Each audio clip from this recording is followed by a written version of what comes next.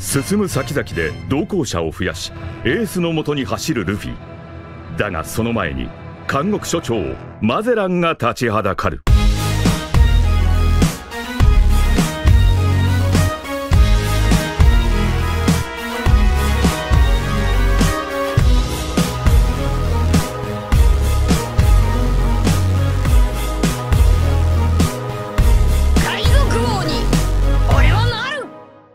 Hey, bonjour à tous, ici le seul unique Ryu Sensei, j'espère que vous allez bien. Aujourd'hui on parle entraînement, mais pas n'importe quel entraînement, parce qu'on va parler de l'entraînement final de Luffy, Zoro et Sanji. Durant l'archipel des Sabaody, les Mugiwara ont été séparés par Kuma, qui les a en réalité sauvés de la marine. Après la séparation, Luffy s'est retrouvé sur l'île des femmes, puis il est allé sur Impel Down, et enfin il a participé à la grande bataille de Marineford. Les arcs Impel Down et Marineford ont permis à Luffy de se rendre compte de quelque chose de très important. Il n'était pas assez puissant pour sauver ses Nakama, son frère, et devenir le roi des pirates. Sur Impel Down, il a failli se faire tuer par Magellan et a même dû fuir alors qu'il était avec Crocodile, Jinbei ou encore Ivankov. Sur Marineford c'est pareil, parce qu'il n'a rien pu faire contre les amiraux de la marine. Ces deux arcs combinés à l'arc Sabaody ont permis à Luffy de se remettre en question, de s'interroger par rapport à sa puissance, ainsi que sa perception des choses par rapport à la piraterie. En effet, Luffy savait que la puissance était importante, cependant, il ne savait pas qu'elle était primordiale. La volonté de Luffy lui a permis de surpasser ses limites contre Crocodile, Ener ou encore Rob Lucci. Cependant, ce qui lui a permis de gagner, c'est aussi et surtout son potentiel, ainsi que la différence de niveau, qui n'était pas non plus extraordinaire. A contrario, quand il s'est retrouvé contre Magellan puis trois amiraux, il s'est rendu compte que même avec toute la volonté du monde, quand la différence de niveau est beaucoup trop grande, la défaite est assurée. Après Marineford, Luffy a donc dit à Jinbei et à Rayleigh qu'il n'avait pas la puissance pour sauver ses Nakama, pour sauver son frère, mais aussi pour son but final, qui est de devenir le roi des pirates, comme fut jadis Goldie Roger. Rayleigh, le second du roi des pirates, a donc proposé à Luffy de l'entraîner. Luffy a compris que la puissance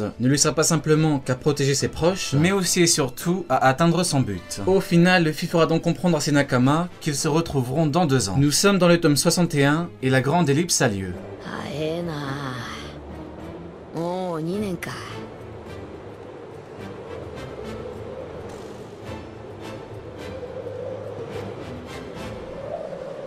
Ce qu'il faut savoir, c'est que l'ellipse, c'est vraiment un grand tournant pour l'histoire de One Piece. 2 ans entiers se passent, et durant ces 2 années, que ce soit les niveaux des personnages ou encore les niveaux des instances du monde, beaucoup de choses ont changé. Eiichiro Oda en a profité pour procéder à une gigantesque mise à jour des niveaux de puissance, et le moins que l'on puisse dire, c'est que c'est très réussi. Si Luffy a dit à son équipage qu'ils allaient se retrouver dans 2 ans, ce n'est pas simplement pour que lui devienne plus puissant, mais aussi pour que tout le monde, sans exception, devienne bien plus puissant. En fait, Luffy a compris quelque chose d'essentiel. Un capitaine pirate ne peut pas et ne doit pas être le seul à être très puissant. D'ailleurs, durant son entraînement avec Rayleigh, Luffy a dit qu'il était impressionné par le niveau de puissance du second du roi des pirates, et Rayleigh lui a répondu qu'il n'était pas le seul à avoir un gros niveau. Ils se sont donc tous entraînés dans des lieux différents en fonction de leur spécialité et style de combat, et tout le monde est revenu sur l'archipel. Sur l'archipel des Sabaody, tout était facile, et tout le monde a pu partir tranquillement. Sur l'île des hommes poissons, c'était aussi facile, et même tellement facile que le second équipage a humilié le boss de l'arc sur son terrain. Ensuite, sur Punk Hazard, malgré les pouvoirs de César, Luffy a fini par le mettre KO sans nouvelle forme. Ensuite, sur Dressrosa, ça s'est corsé, Franky a galéré contre Senior Pink,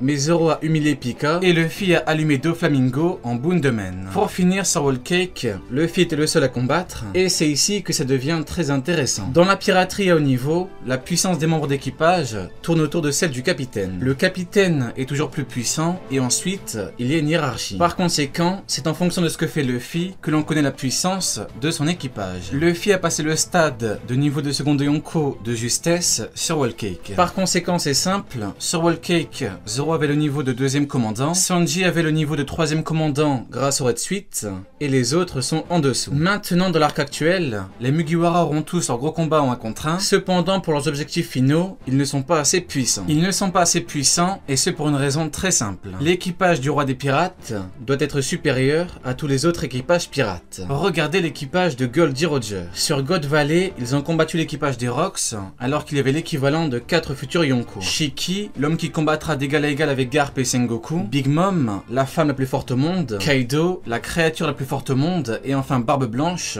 l'homme le plus fort du monde. Faisons un schéma très simple. Si sur God Valley, Roger s'est pris Rocks et Garp s'est pris Barbe Blanche, et encore, va savoir comment c'est possible alors qu'il a dû être avec Sengoku pour battre Shiki, eh bien ce sont forcément les commandants commandants de Goldie Roger qui ont combattu Shiki, Big Mom et Kaido. Pour l'équipage de Luffy, c'est pareil. Il faut que l'équipage des Mugiwara soit supérieur à tous les équipages pirates du monde. Donc, comment vont-ils faire exactement ? Avec un deuxième entraînement puissant. Maintenant, je sais qu'on me dira qu'on ne demande pas à un cuisinier ou à un médecin d'être le plus puissant possible, mais malheureusement, au risque d'en décevoir certains, c'est faux. C'est faux parce que dans la piraterie, un cuisinier ou un médecin, quand ils font partie d'un équipage restreint en nombre, ou quand ils sont dans les meilleurs en termes de puissance, eh bien ils se doivent d'être les plus puissants possibles. Je pourrais argumenter longtemps, mais je vais me contenter de vous donner un exemple clair, net et précis. Marco était le second de Barbe Blanche, donc l'homme le plus fort du monde et empereur des mers du monde One Piece, et pourtant il était le médecin de l'équipage. Tout simplement. Maintenant, voyons l'entraînement de Luffy, Zoro puis Sanji, et dans une prochaine vidéo, on parlera des entraînements des autres membres, mais également d'autres secrets du monde de One Piece.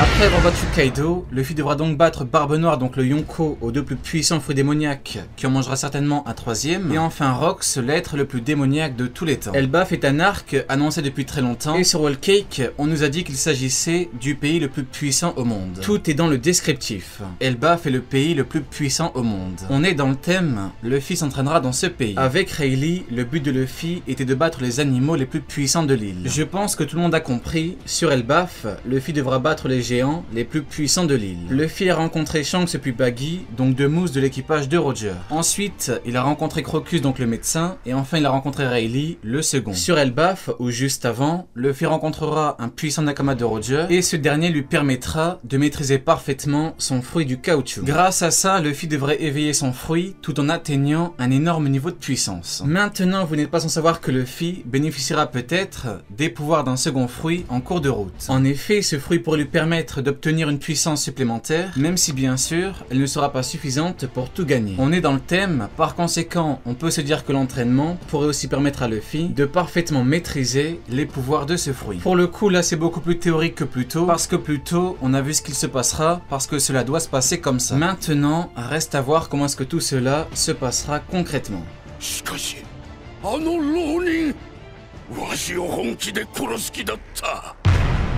Le second de l'équipage des Mugiwara, Roronoa Zoro. Zoro vise à être le meilleur épéiste au monde et il s'est déjà entraîné avec le meilleur d'entre eux, Mihawk, œil de faucon. Avant toute chose, on doit se demander qui sera le plus apte à succéder à Mihawk pour entraîner Zoro, même si bien sûr, Zoro peut s'entraîner seul. Je ne pense pas que Zoro se réentraînera avec Mihawk. Par contre, comme je l'ai déjà dit, je vois bien Rayleigh, le second du roi des pirates, entraîner le second du futur roi des pirates s'il ne l'a jamais fait. L'entraînement de Mihawk a permis à Zoro de bien maîtriser le haki et à mieux manier ses sabres. Par conséquent, Rayleigh, qui est un maître en haki, pourrait aider Zoro à lui aussi devenir un maître en haki. Le meilleur épéiste au monde est censé avoir un haki des plus puissants, et qui de mieux que Rayleigh pour entraîner le futur meilleur épéiste au monde. Comme je l'ai déjà expliqué, Rayleigh était certainement l'ancien meilleur épéiste au monde, du coup je vois ici une parfaite occasion d'exploiter ce One Piece Buy. On pourrait avoir des révélations et un entraînement puissant pour Zoro. Comme dit plus tôt, l'entraînement de Mihawk a permis à Zoro de bien maîtriser le haki et à mieux manier ses sabres. Le problème c'est que Zoro doit atteindre l'éveil du haki de l'armement et pourquoi pas celui de l'observation afin de devenir le meilleur épéiste au monde. Par conséquent, Zoro devra s'entraîner à la maîtrise de ces formes du haki pour les éveiller, et ce même s'il est fort à parier qu'il éveillera un peu le haki de l'armement sur Onigashima, à moins qu'il ne batte King avec autre chose et qu'il cherche à éveiller ce haki sur Elbaf. En enchaînant un entraînement avec Mihawk puis Rayleigh, Zoro deviendra une véritable légende vivante et aura un niveau de puissance global juste incroyable. Maîtrise parfaite de 3 sabres, excellent haki et technique démoniaque. Pourquoi pas apprise grâce au Seigneur des Ténèbres. Tout peut être lié.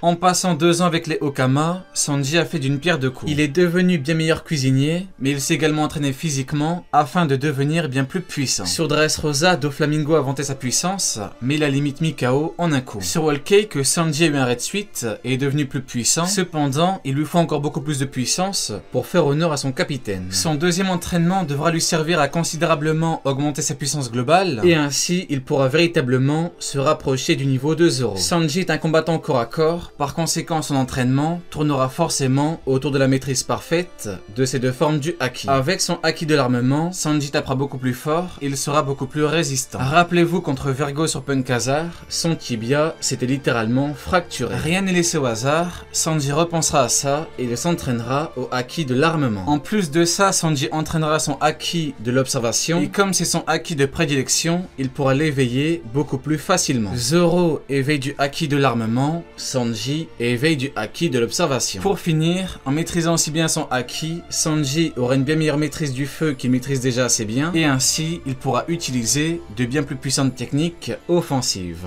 Allez, Jané, tu n'auras pas regardé ma vidéo pour rien.